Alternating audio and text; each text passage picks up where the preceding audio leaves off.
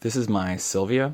It has quite a few modifications that I've done to it that I want to show you all today. So as you can see looking at the front, there's no clear visible difference between this and a stock machine.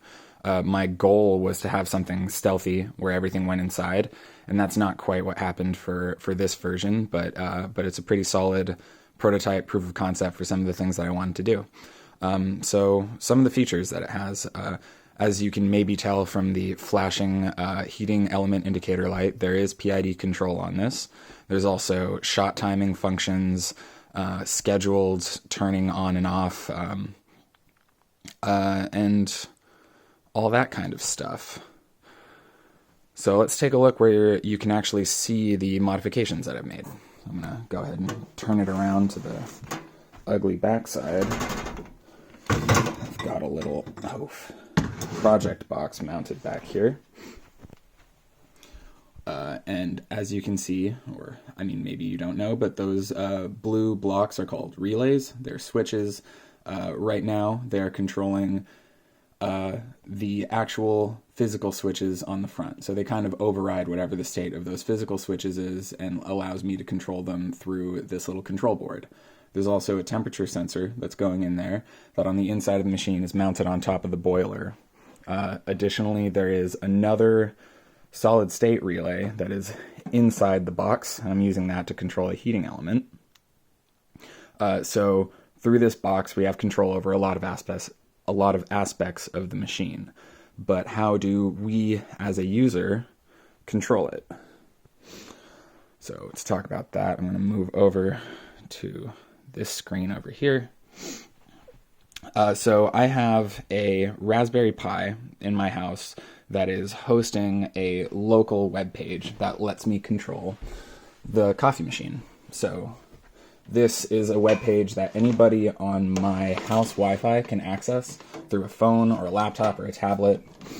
And here, so as you can see, right now the machine is on. Right now it's showing is on, and if I turn it off, the machine is now off. So, I mean, that's pretty basic. Just turning something on and off is not a really big deal. You can also see this sort of live temperature reading of it. As you can see now that the machine is off, the temperature is going down. Turned it back on.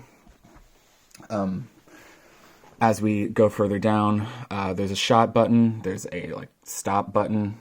There is a slider to control the temperature, and there's a slider to control the shot time. A lot of these functions I can also control through Alexa. So if we're taking a look at this, I can say, Echo, set espresso machine temperature to 120 degrees. Espresso machine is set to 120. So that wasn't picked up through the iPad. That was picked up through an Echo Dot that I just have sitting over there, and it updates the state of this web page and the temperature set point in the machine. As you can see, the temperature is now climbing on this temperature graph. I can also do more simple stuff like Echo, turn off espresso machine. I really love watching the state on the web page update from that. It's kind of a small pleasure, but I think it's kind of cool. So I'm just setting it back. I like 107 degrees. It's not a direct temperature measurement of the water coming out of the group head. This is just the temperature at the top of the boiler. So rather than necessarily knowing what is an optimal temperature for what you're going for, it's more of a test and find what works well, because you're indirectly measuring the temperature. But here we do have a pretty stable temperature control with a swing of plus or minus 2 degrees Celsius maybe, compared to the 40 degree swing of the stock thermostat based things. Makes it pretty good. So that's what we've got going on here.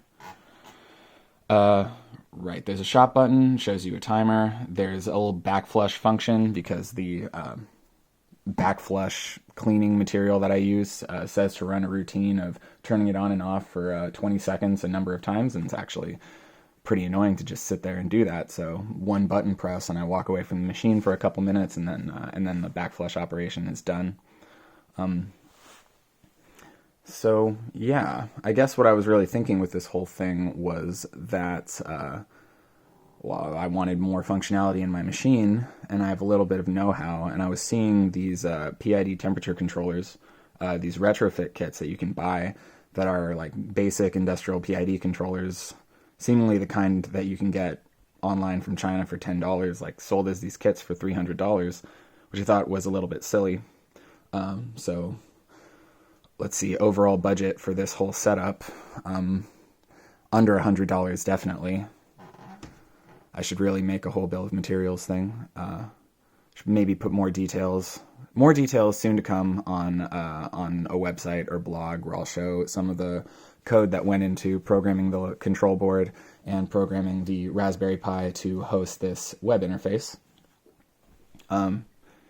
Yeah, I'm about to be giving this to a friend, so I felt that I had to make this video before it left my possession. Thanks. I guess like, comment, and subscribe. It's going to be my first video on a channel that I'll use for project updates. Yeah.